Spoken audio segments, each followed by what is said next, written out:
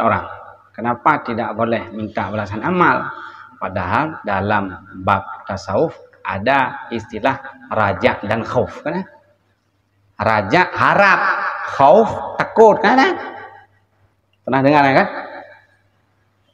Padahal perintah dalam satu sisi raja harap diterima taubat, harap diterima doa, harap diterima ibadah, harap masuk surga. Dalam satu bab ada perintah namanya raja.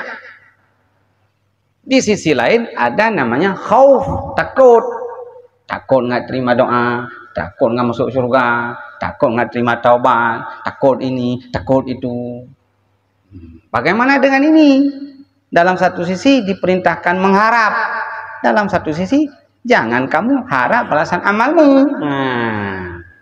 Itu kan masalah. Ini kan satu persoalan. Ada kontradiksikah bahasa agama? Karena permasalahan ji. Jawab, tidak. Tidak kontra. Tidak bertabrakan maksud perintah agama itu. Tidak. Caranya bagaimana supaya tidak bertolak belakang? Kenapa kita mengharap saja? Jawabnya bukan supaya sampai apa yang kita harap, bukan supaya dapat apa yang kita harap, tetapi kenapa kita berharap? Karena Allah menyuruh harap. Yang coba ngeselami kalimat demi kalimat. Di sini kan tidak boleh, jangan kamu mengharap di atas balasan amalmu. Di satu sisi Allah memerintahkan sifat raja ada pada kita, harap. Kan secara sepintas lalu kan berkontra dia. Beroposisi. Kan bertabrakan. Supaya jangan bertabrakan bahasa agama, bagaimana kita ketengahin? Jawab.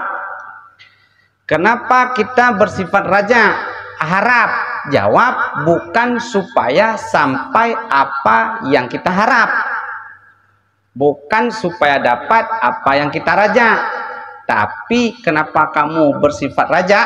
Karena Allah menyuruh kamu bersifat raja. Dapat atau tidak bukan urusan kita.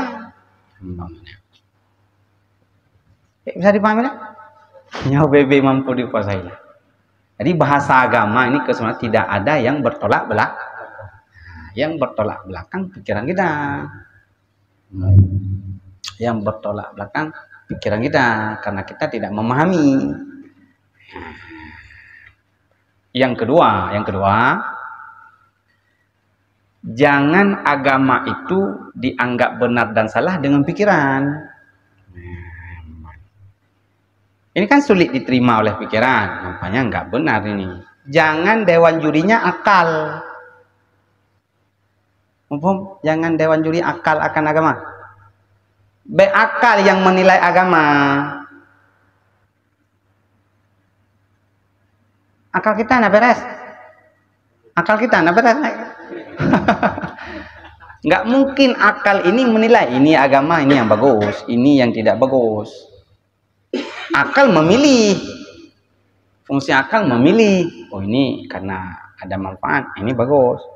Ini darurat, berarti ini tidak bagus. Memilih, bukan menilai. Maksudnya dewan juri. Akal ini sebagai dewan juri tentang agama. Yang bisa dipahami ya? Biarpun bertolak belakang dengan akal, itu agama. Akal kita nggak menerima, tapi itu agama. Katanya agak berat sedikit. Nanti takut disalahpahami. Jangan dipelintir tulisan kitab. Tulisan kitab, jangan engkau minta balas atas amal kamu. Kalau begitu nggak mau lagi beramal. Hana gaji. Allah rupanya nggak dikasih harap gaji setelah kerja. Nggak mau kerja lagi. Yang sudah kerja belum tentu dapat gaji. Yang nggak kerja mungkin dapat. Yang sudah kerja belum tentu dapat gaji. Yang nggak kerja mungkin dapat gaji. Yang sudah beramal belum tentu dapat. Yang nggak beramal pasti tidak dapat. Berarti tugas kita bukan dapat atau tidak, tugas kita beramal. Titik, habis masalah.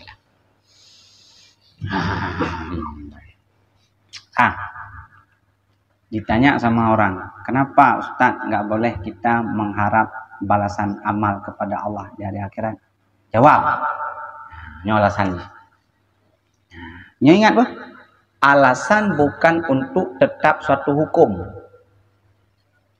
Alasan bukan untuk tetapnya satu hukum, tapi alasan adalah untuk mudah diterima satu hukum yang telah tetap. Tetap hukum dengan dalil, bukan dengan taklil. Ingat, tetap satu hukum itu dengan dalil. Kalau taklil alasan. Yang bisa dipahami kan? Alasan bukan untuk tetapnya satu hukum, tapi alasan supaya nyata jelas hukum yang telah tetap. Tetap hukum dengan dalil. Biarpun setiap dalil tidak ada alasan. Haram minum arak, itu kan ada nas Quran atau hadis, itu dalil. Alasannya apa? Memabukkan. Terus kalau tidak memabukkan boleh? Nah, tidak juga. Berarti tetap hukum haramnya minum arak bukan dengan alasan, tapi dengan hukum dalil yang telah jelas, Quran, hadis, qiyas, ijma, dan lain-lain. Ini karena ini alasan. Alasan itu fungsinya supaya jelas satu hukum yang telah tetap. Tadi kan sudah ada satu hukum, jangan kamu minta balas amalmu terhadap Allah. Alasannya apa? Ini supaya mudah kita pahami kan dengan alasan. Karena amalmu itu nikmatnya Allah. Amalmu itu nikmatnya Allah. Nikmat kan pemberian. Kita hari ini mampu berada di majelis ilmu. Ini yang hakikatnya memang Allah yang memberikan kekuatan kita mampu hadir di majelis ilmu, atau memang diri kita nggak ada Allah? Allah kan. Berarti berbuat ibadah itu nikmat Allah. Ngapain minta balasan? Kan kok jelas alasannya kan? Alasannya diterima atau tidak? Ada yang diterima, dijawab terus diterima. Kalau nggak diterimanya, akal Anda sudah mencoba-coba menjadi dewan juri agama. Anda boleh. Itulah akal buruk. Buruk akalnya, itulah dia orang. Ini jelas jawabannya kan? Alasannya jelas. Karena amalmu, makna amalmu, kamu berbuat amal itu nikmatnya Allah yang ia Allah menyatakan padamu. Makna menyatakan, mempernampakkan padamu. Kan jelas ya? Kita sombong selama ini, mampu beribadah sombong. Padahal itu keridhaan Allah. Kalau nggak ridha Allah kita nggak mau. La haula, la haula. Sering kita ucap-ucap la haula wala quwata illa billah. La haula wala quwata illa billah. Tidak ada daya mengerjakan taat, tidak ada kekuatan meninggalkan maksiat illa kecuali itu Allah. Kalau demikian bagaimana juga, dan berkehendak syukurlah atas nikmatnya Allah. Tugas kita bersyukur. Bersyukur kita hari ini berada di Masjid Alim. Bersyukur kita mampu melaksanakan ibadah sholat. Bersyukur kita bisa bersedekah. Orang lain enggak. Orang lain kan enggak kita itu. Syukur itu 3 model.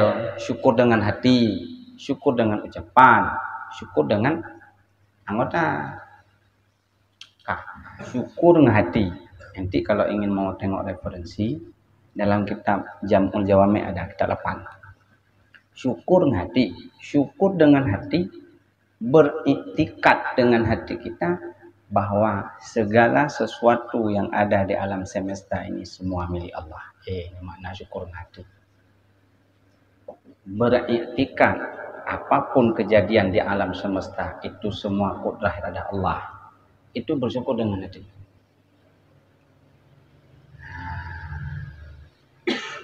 Singkat macam. Kedua, syukur dengan mulut. Yang kedua, alhamdulillah. Sama ini kan kita sering syukur dengan mulut sangat. Itu pun agak malas kita ucap, malu. Itu syukur dengan mulut. Syukur dengan anggota. Yang baru mempertempatkan segala nikmat pada tempat sesuai kehendak yang memberi.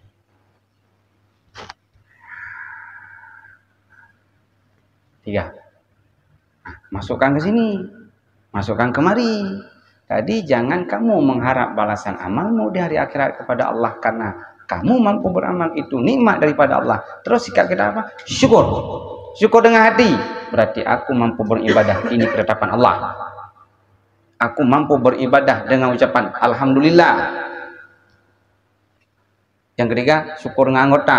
Pertempatkan segala macam nikmat pemberian Allah pada tempat sesuai kehendak yang memberi. Itulah Allah. Allah beri mata.